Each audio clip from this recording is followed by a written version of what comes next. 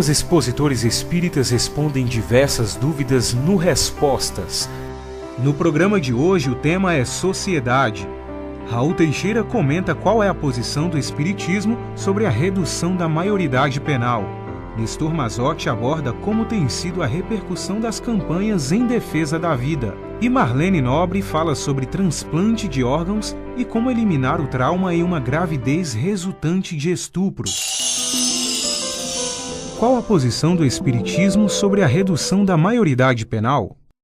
Sem dúvida, esta é uma faca de dois gumes, porque se nós diminuirmos a maioridade penal para 15, para 13, para 12 anos, vamos acabar punindo as crianças, como já ocorre em muitos países, mas não estaremos resolvendo os problemas.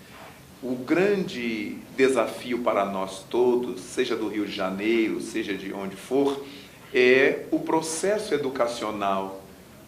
Como viveram esses moços que hoje estão adotando o crime? Como vivem essas famílias de onde saíram esses moços e saem esses moços?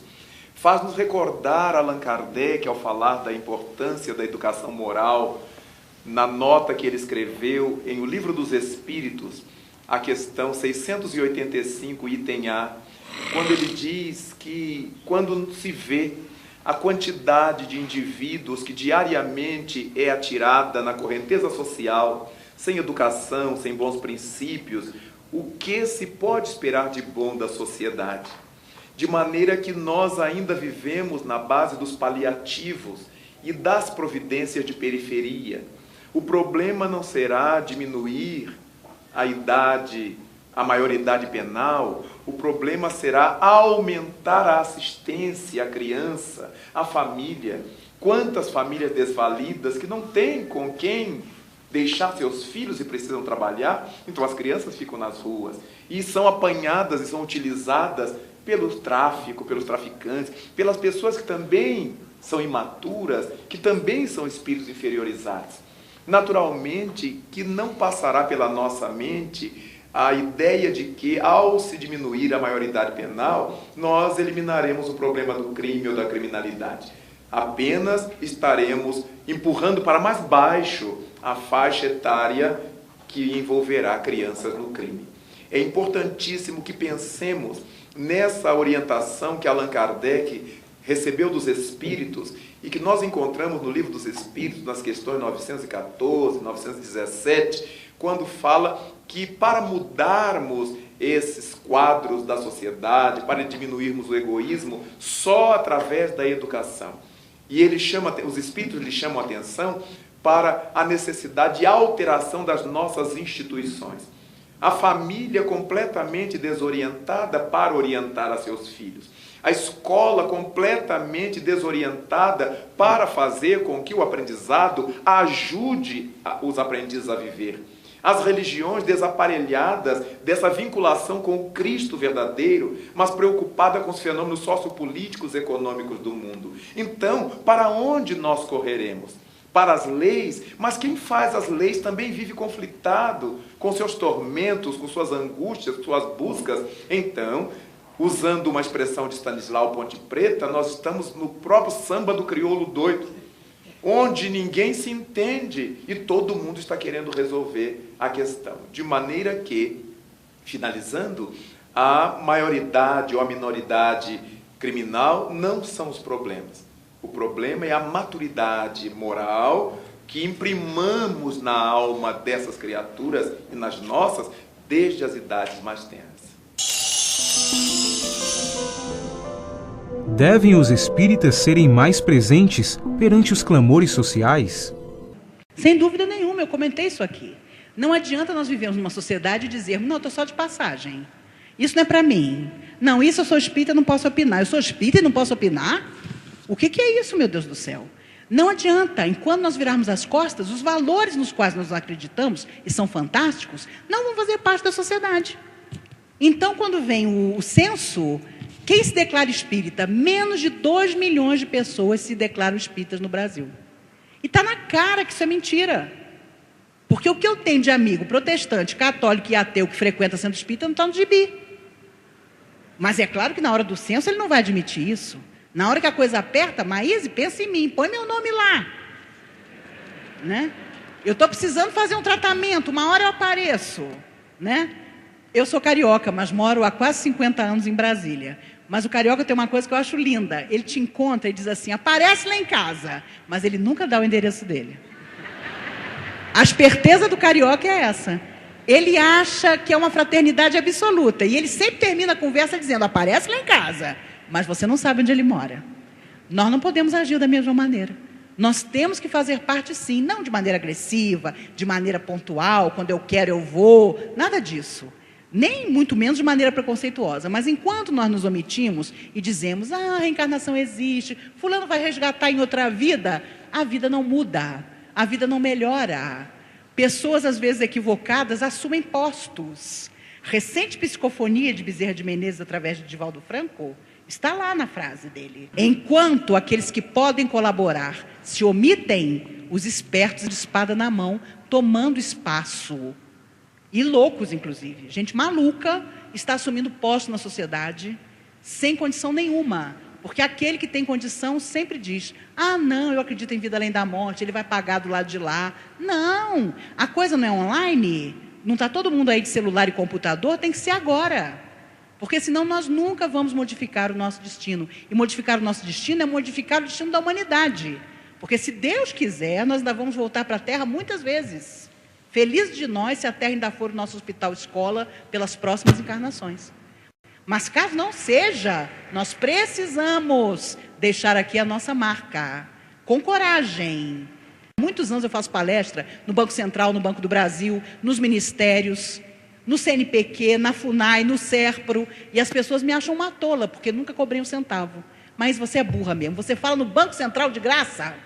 Falo, e falo com orgulho, há mais de 25 anos, porque você precisa levar uma postura positiva em toda parte.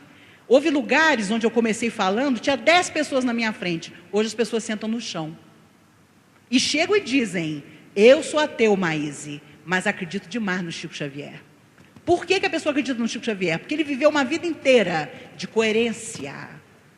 E coerência é a coisa mais difícil de se achar hoje em dia. Então sejamos no mínimo coerentes. E se somos espíritas, ou amantes, ou simpatizantes dessa doutrina magnífica, vamos viver conforme aquilo que nós acreditamos. E só isso já vai mudar o nosso destino e o destino de muita gente. Como tem sido a repercussão das campanhas em defesa da vida? De uma forma geral, nós temos observado, por parte dos companheiros que integram o Conselho Espírita Internacional, as várias instituições, uma aceitação muito boa com relação a essas campanhas que têm sido realizadas aqui. A Federação Espírita Brasileira, no que diz respeito a essas campanhas de interesse social, tem apresentado 3, que são a Em Defesa da Vida e Viver em Família, e também a campanha Construamos a Paz Promovendo o Bem.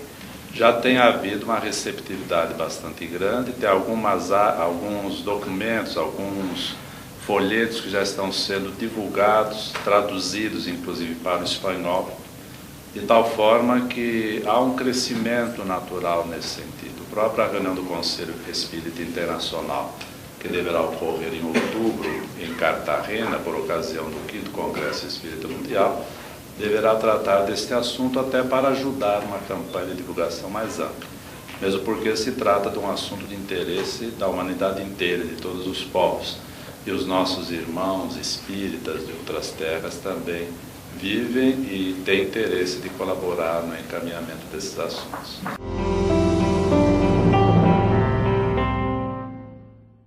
Você gostaria de ajudar a expandir o Espiritismo na TV?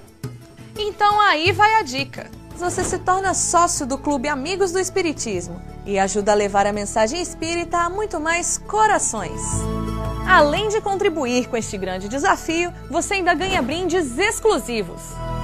Uma revista que vira pôster e 2 DVDs todo mês na sua casa, com documentários, animações e videoaulas. Acesse www.amigosdoespiritismo.com.br, Faça o seu cadastro e participe!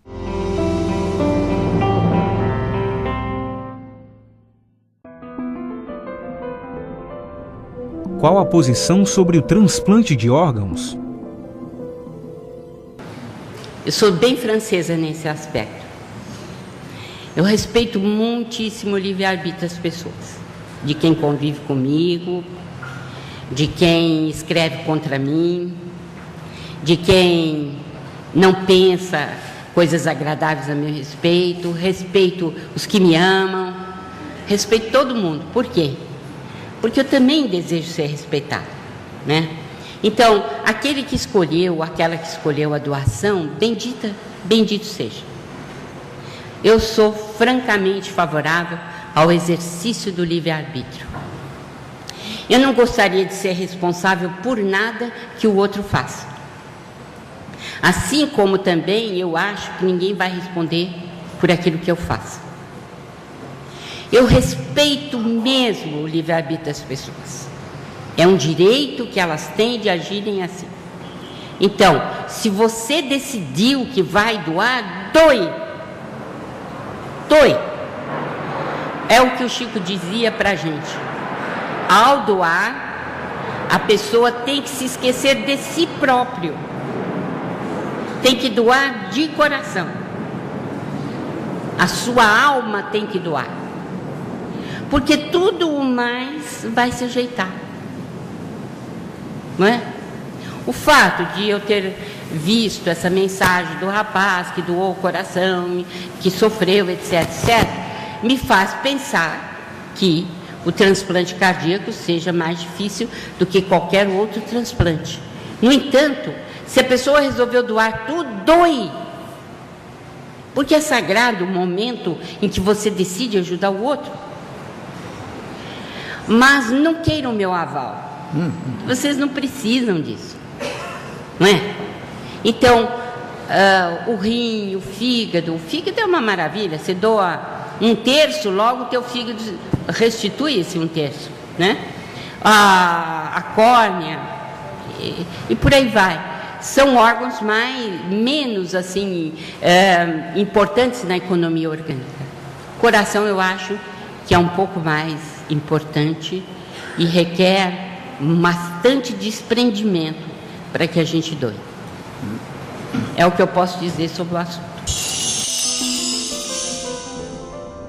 O homem do século XXI está mais próximo de Deus?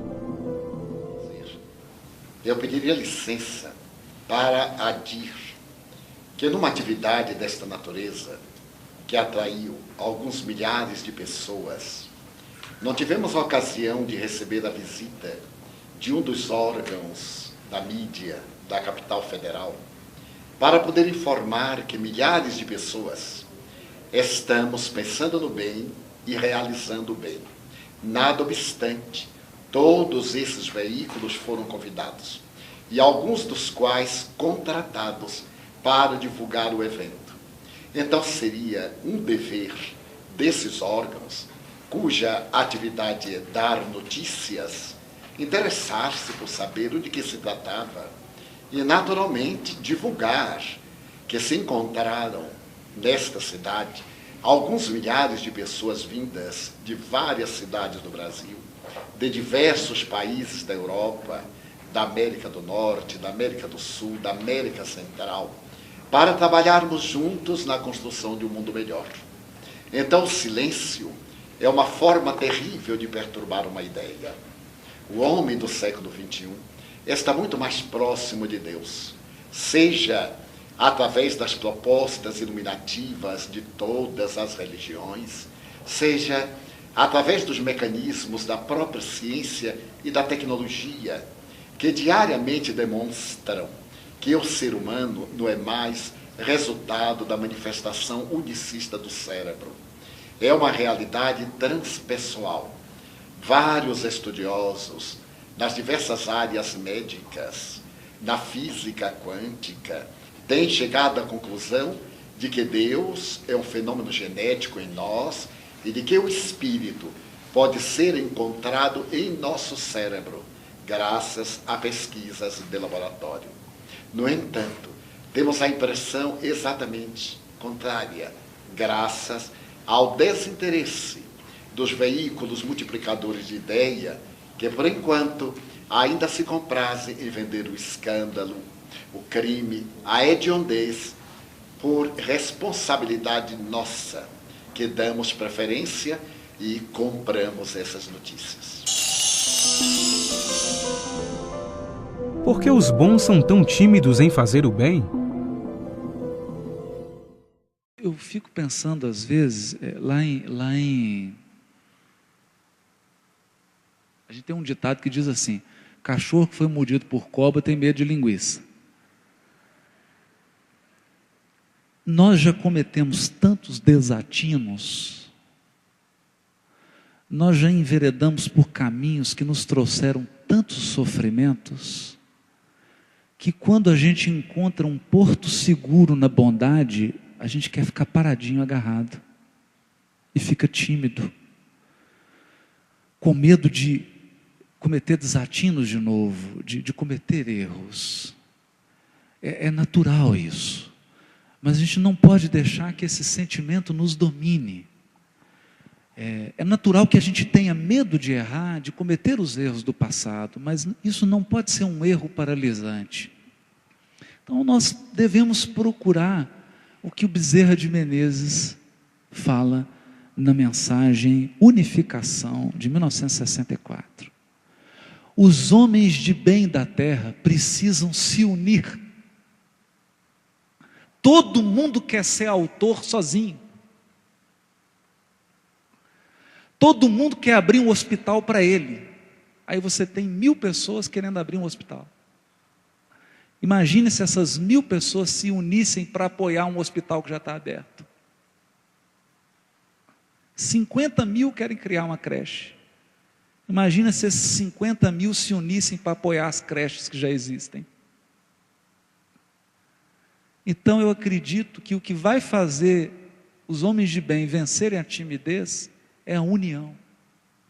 É unir esforços, dar as mãos, despojar-se desse sentimento de eu quero ser o autor, eu quero ser o fundador, eu quero ser o criador, eu quero ser o pai da criança. Porque o dia que a gente unir, e o dia que a gente der o passo superior à união, que é a unificação, os homens de bem farão uma diferença profunda no mundo, profunda, porque eles já têm todos os recursos na mão, só não estão unidos. E nesse caso particular se aplica aquele ditado batido, mas a união faz a força, com certeza.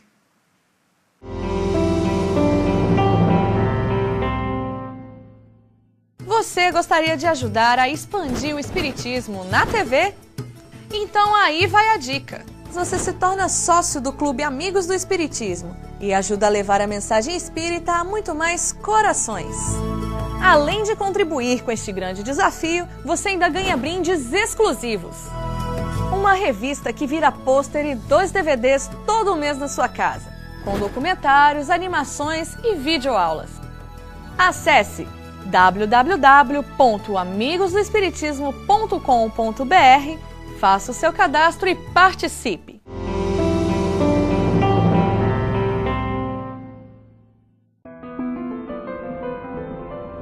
Como eliminar o núcleo traumático em uma gravidez resultante de estupro? As pessoas, ou as mulheres,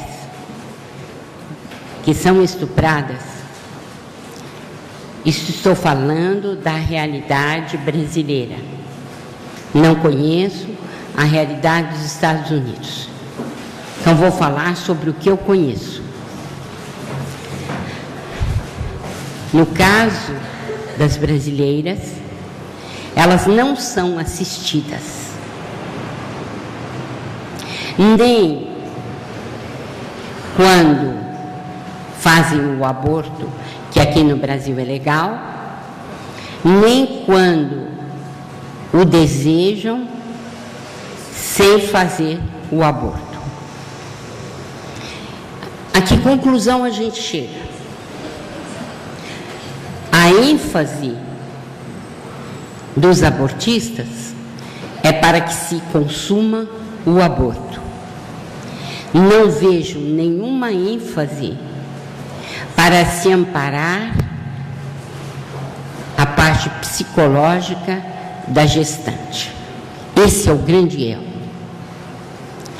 Para nós espíritas, o aborto não deve ser feito, porque vida é um bem disponível para o feto, seja ele qual for.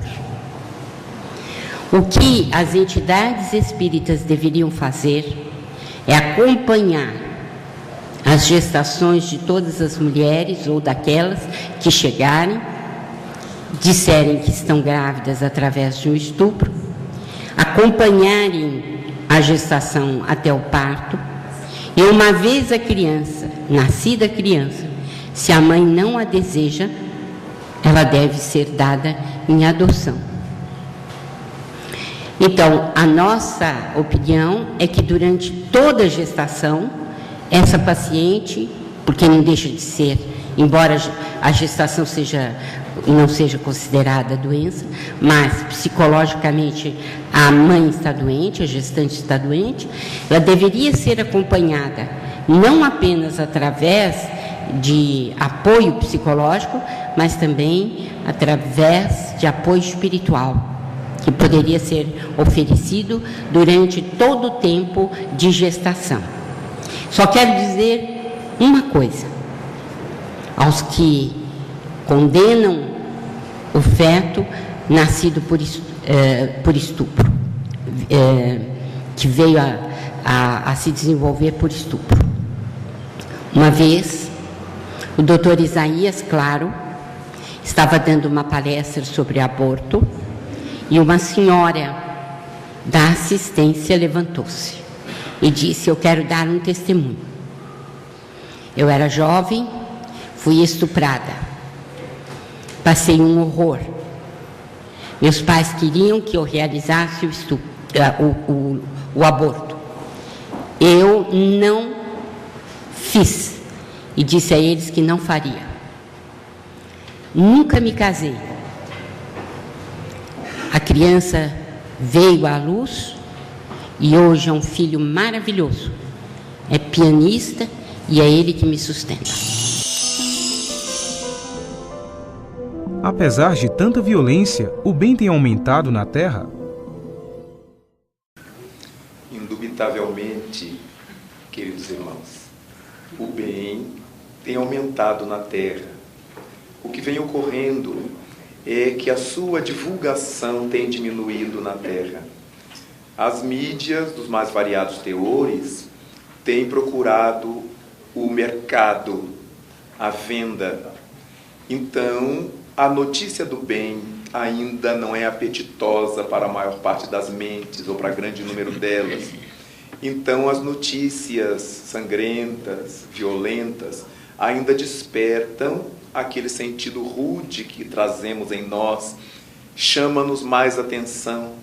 Nós todos que lidamos nas mais variadas capas sociais, nos damos conta do número de lares de crianças que se erguem a cada dia e não há uma só notícia sobre isto.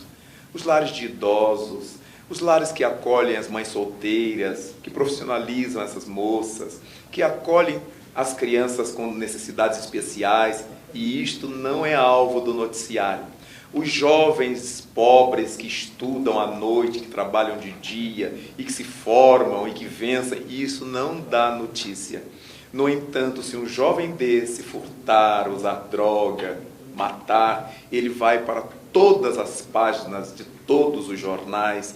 Então nós estamos dizendo às pessoas que o mal é que compensa. Nós estamos vivendo esta verdadeira idade do ferro, como conta a mitologia, em que as coisas mais negativas é que ganham maior destaque. De modo que, independente desse fenômeno, o bem está crescendo. E o que vai acontecendo é como nós colocarmos água na base de um torrão de açúcar. Daqui a pouco, esse açúcar afunda nas bases aquosas que pusemos. Daqui a pouco todo esse mal desaparece, porque o mal não tem vida própria, ele é mantido por nós durante essa fase de ansiedade por notícias grosseiras, notícias instigantes, notícias que geram adrenalina. No entanto, é válido lembrar que o bem está crescendo na terra. Todo esse trabalho de Jesus Cristo, nas diversas igrejas, no movimento espírita que cresce a cada dia, nós não podemos imaginar que com tudo isso o mal esteja crescendo. Seria a contrafação, seria o contrassenso. O que vem acontecendo é que ainda não temos valorizado a divulgação desse bem e preferido a divulgação do erro, do escândalo. Quantas artistas a gente ouve as entrevistas, elas têm obras sociais, eles cuidam de obras sociais, ninguém fala disso. Mas os artistas do escândalo, aquelas que casam 10 vezes, aquelas que têm isso, que têm aquilo, elas estão sempre nas mídias. Então alguma coisa está equivocada com a nossa degustação dos valores morais da sociedade. Estamos preferindo ainda esse tipo de coisa. No dia em que nós nos desinteressarmos pela notícia escandalosa, eles deixarão de vender e vão tentar colocar notícias melhores. Como nós estamos diante de órgãos midiáticos aqui, seria uma excelente proposta divulgar o bem. Como lembra o Espírito Emmanuel, quando diz que o mal não merece divulgação em tempo algum, e quando nós acompanhamos a só divulgação, ou quase só divulgação do mal, verificamos que este é um momento difícil do gosto que nós estamos apresentando.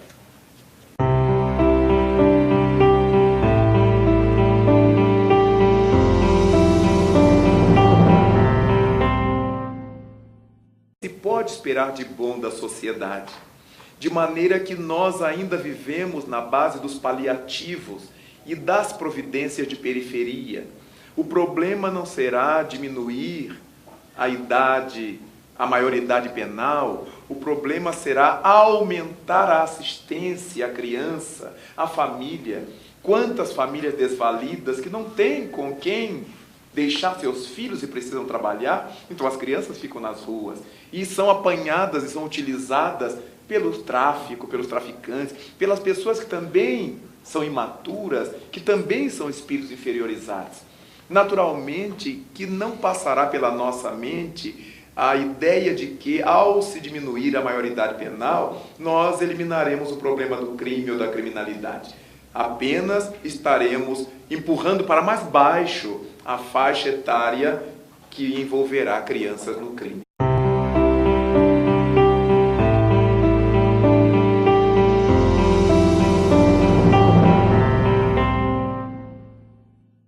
Os expositores espíritas respondem diversas dúvidas no Respostas.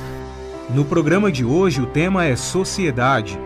Raul Teixeira comenta qual é a posição do Espiritismo sobre a redução da maioridade penal.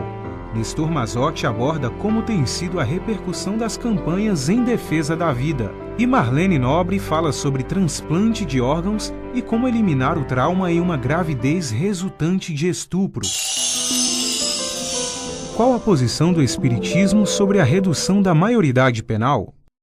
Sem dúvida, esta é uma faca de dois gumes, porque se nós diminuirmos a maioridade penal para 15, tormentos com suas angústias, suas buscas, então, usando uma expressão de Stanislau Ponte Preta, nós estamos no próprio samba do crioulo doido, onde ninguém se entende e todo mundo está querendo resolver a questão. De maneira que, finalizando, a maioridade ou a minoridade criminal não são os problemas. O problema é a maturidade moral que imprimamos na alma dessas criaturas e nas nossas desde as idades mais tenras. Devem os espíritas serem mais presentes perante os clamores sociais? Sem dúvida nenhuma, eu comentei isso aqui. Não adianta nós vivermos numa sociedade e dizermos, não, eu estou só de passagem. Isso não é para mim. Não, isso eu sou espírita e não posso opinar. Eu sou espírita e não posso opinar? O que é isso, meu Deus do céu? Não adianta, enquanto nós virarmos as costas, os valores... É importantíssimo que pensemos nessa orientação que Allan Kardec recebeu dos Espíritos e que nós encontramos no Livro dos Espíritos, nas questões 914, 917, quando fala que para mudarmos esses quadros da sociedade, para diminuirmos o egoísmo, só através da educação. E os Espíritos lhe chamam a atenção para a necessidade de alteração das nossas instituições. A família completamente desorientada para orientar a seus filhos. A escola completamente desorientada para fazer com que o aprendizado ajude os aprendizes a viver. As religiões desaparelhadas dessa vinculação com o Cristo verdadeiro, mas preocupada com os fenômenos sociopolíticos e econômicos do mundo. Então, para onde nós correremos? Para as leis, mas quem faz as leis também vive conflitado com seus... Para 13, para 12 anos, vamos acabar punindo as crianças, como já ocorre em muitos países, mas não estaremos resolvendo os problemas. O grande desafio para nós todos, seja do Rio de Janeiro, seja de onde for, é o processo educacional. Como viveram esses moços que hoje estão adotando o crime? Como vivem essas famílias de onde saíram esses moços e saem esses moços? Faz-nos recordar Allan Kardec ao falar da importância da educação moral, na nota que ele escreveu em O Livro dos Espíritos, a questão 685, item A, quando ele diz que quando se vê a quantidade de indivíduos que diariamente é atirada na correnteza social, sem educação, sem bons princípios, o que